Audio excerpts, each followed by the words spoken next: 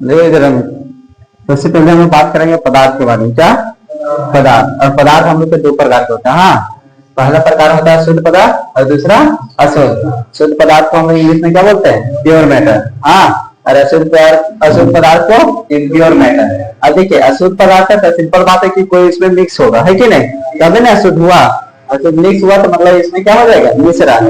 और मिश्रण होगा, और मिश्रण दो प्रकार का होगा। एक ऐसा मिश्रण जो पूरा तरह से घुल जाएगा, हाँ, और दूसरा ऐसा हो जाएगा जिसको हम लोग आसानी से देख सकते हैं कि क्या क्या मिलाया है। हाँ, तो एक होता है समांगी मिश्रण और दूसरा होता है विषमांगी मिश्रण। समांगी मिश्रण को इंग्लिश में बोलते हैं होमोजेनियस मिक्सचर, और इसको क्या बोलते हैं? Heterogeneous mixture. कोई दिक्कत? उसके बाद देखेंगे यहाँ शुद्ध पदार्थ। आपकी शुद्ध पदार्थ क्या क्या होती है?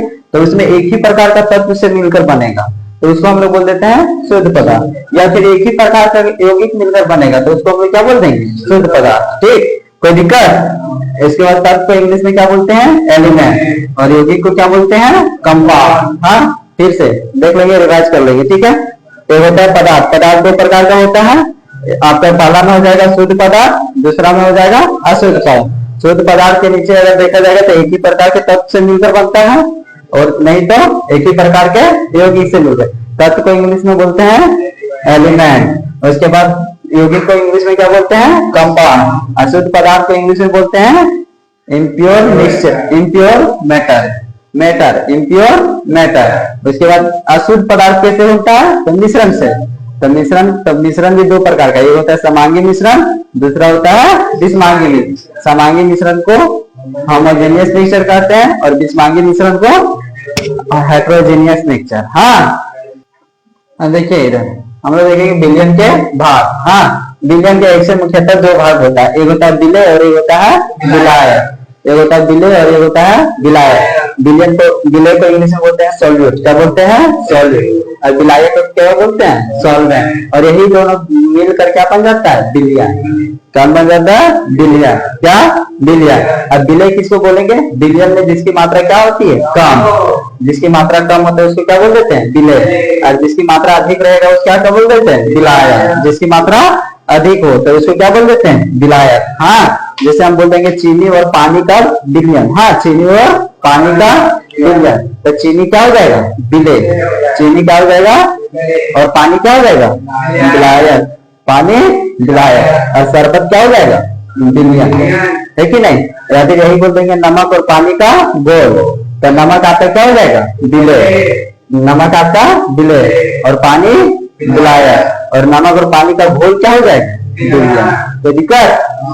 अब देखेंगे विलयन के प्रकार। हाँ, विलयन के प्रकार बोले तो विलयन के मुख्यतः तीन प्रकार के होते हैं। हाँ, पहला क्या होता है? वास्तविक विलयन। हाँ, दूसरा होता है निलंबन, तीसरा होता है कोलाइडल, या फिर इसी को हम लोग बोलते हैं कोलाइडिंग। हाँ, कोलाइडल या फिर कोलाइडिंग। और वास्तविक विलयन में होता है समांगी मिश्रण। क्या होता है? समांगी मिश्रण बोले तो पूरा तरह से घुल जाता है। हाँ, और जब पूरा तरह से घुल जाएगा तो उसका विलेय पदार्थ के कण दिखेगा क्या? नहीं दिखेगा, उसका आंखों से नहीं देख सकते। और जब उसको हम लोग आंखों से नहीं देख सकते तो वो एक तरह के क्या हो जाएगा? अस्थायी होता है। ठीक, अब देखेंगे निलंबन में। निलंबन होता है आपका विषमांगी मिश्रण। क्या होता है? विषमांगी मिश्रण। और सिंपल बात है, विषमांगी मिश्रण होगा तो क्या हो जाएगा? उसका कण हम लोग आसानी से देख सकते हैं, मतलब उसके विलेय पदार्थ को नग्न आंखों से देख सकते हैं, विलेय पदार्थ के कण को। हाँ, और उसको हम लोग क्या सकते हैं? जब देख सकते हैं तो उसको हम लोग क्या कर सकते हैं? छानन विधि के द्वारा से अलग भी कर सकते हैं। हाँ, उसके बाद ये पर क्या होता है? अस्थायी विलयन। ठीक, और उसी तरह के होता है कोलाइडी विलयन या फिर कोलाइडल विलयन। ये होता है आपका विषमांगी मिश्रण। क्या होता है? विषमांगी मिश्रण। विषमांगी मिश्रण होता है बशर्ते जो होता है विलेय पदार्थ का इसका जो कण होता है वो बहुत छोटा होता है। क्या होता है? बहुत छोटा, मतलब 10 के पावर माइनस 7 सेंटीमीटर से लेकर 10 के पावर माइनस 5 सेंटीमीटर इतना छोटा होता है। ठीक, जो मध्य में होता है।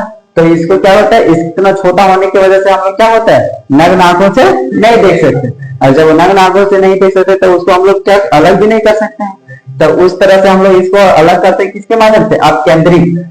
हाँ, अपकेंद्रक विधि से अलग किया जाता है। ठीक, ये भी एक प्रकार के क्या होता है? अस्थायी विलयन। ठीक, कोई दिक्कत? देखो विलयन की सांद्रता से रिलेटेड क्वेश्चन है। हाँ, जिसमें देखिए इधर साफ साफ पड़ेगी। एक विलयन के 320 ग्राम विलायक जल, यहाँ पे विलायक जल कितना है? 320 ग्राम में 40 ग्राम साधारण नमक विलेय है।